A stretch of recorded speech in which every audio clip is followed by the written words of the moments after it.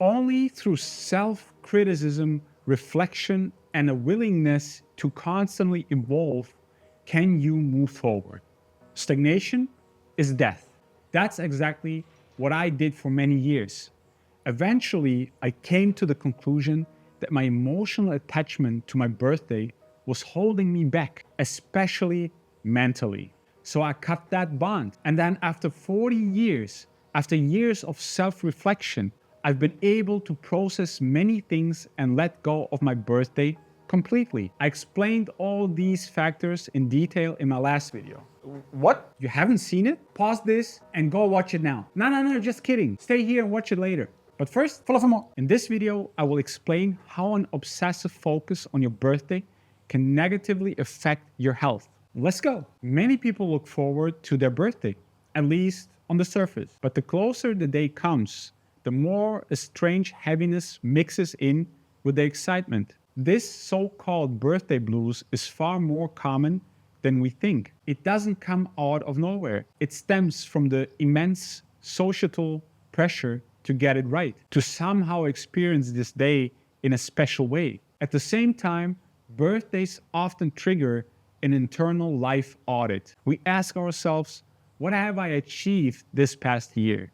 What happened to my dreams? That kind of reflection can quickly turn into self-doubt, frustration, or even despair. And if you're also dealing with loneliness or traumatic childhood birthday experiences, the day doesn't feel festive. It becomes an emotional crisis. In many cases, this can lead to depressive episodes or even suicidal thoughts. Statistics actually confirm a grim reality. Suicide rates on one's own birthday are significantly higher. According to multiple studies, some people see this day as a symbolic endpoint. They hold on until their birthday, only to let go afterwards. Others are overwhelmed by the confrontation with their own mortality or the mere awareness of being 1 year older. The emotional stress can manifest physically. Blood pressure spikes, heart issues, and psychosomatic breakdowns are not uncommon. And if social isolation or family conflicts are added to the mix, this emotionally loaded day can become a dangerous tipping point.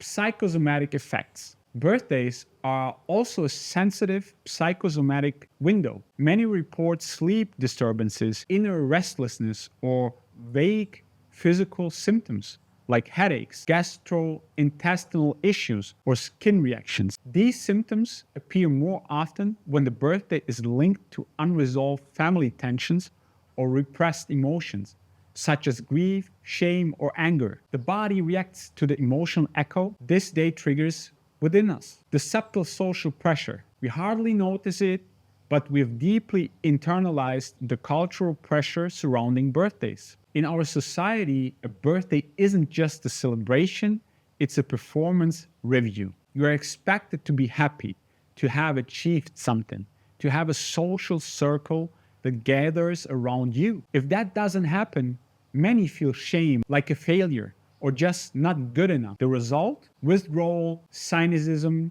and a heavy toll on self-esteem. Existential weight. Some people don't see their birthday as a new beginning, but as a grim marker, 1 year closer to death.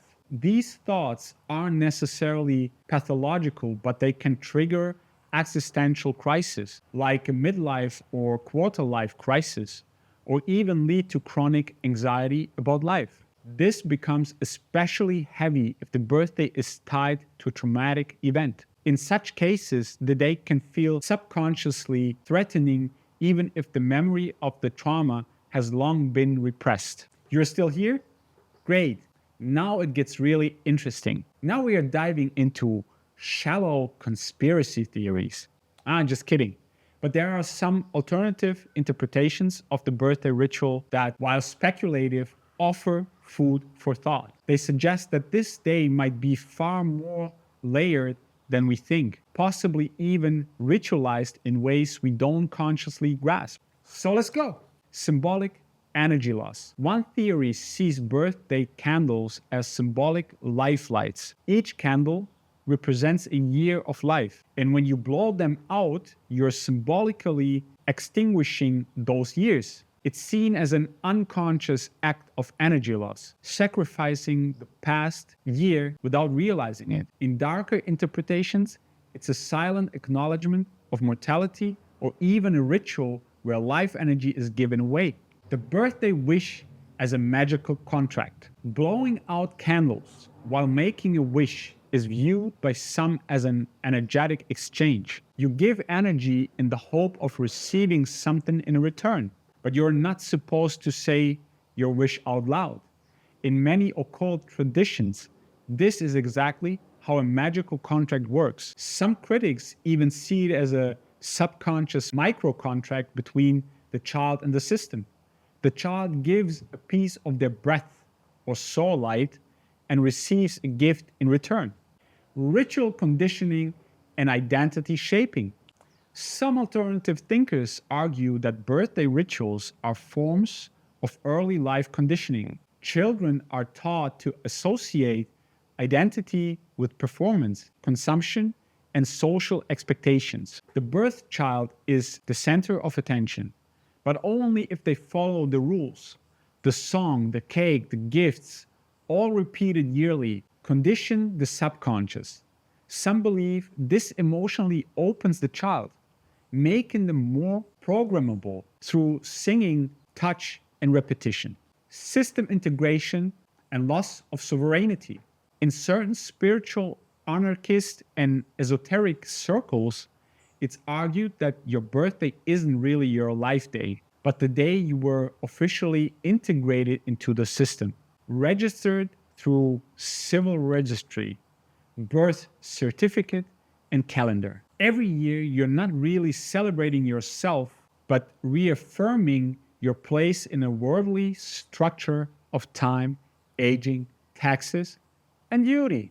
Energy harvesting. Another theory suggests birthdays are moments of energetic harvest. The emotional highs, joy, laughter, gifts, attention, create powerful energetic frequencies. The birthday person becomes a source of emotional energy. And this energy, some say, is tapped not necessarily by humans, but possibly by metaphysical entities, egregores, or even AI-like informational fields. Ritual magic actually propose that collective rituals can harness and channel energy.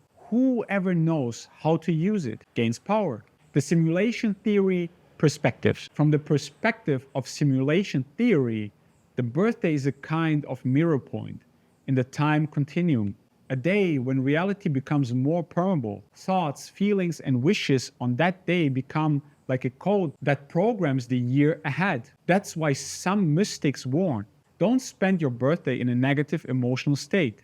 It's an energetic key moment with karmic impact. Time loops and soul stagnation. Finally, there's the theory of the time loop. If you celebrate your birthday the same way every year, cake, candles, happy birthday, you anchor yourself in the energy of your childhood. You repeat the pattern, get stuck in old identities, and stagnate spiritually. Modern spiritual teachers say, don't celebrate your birthday like you're 7, unless you want your soul to stay there forever.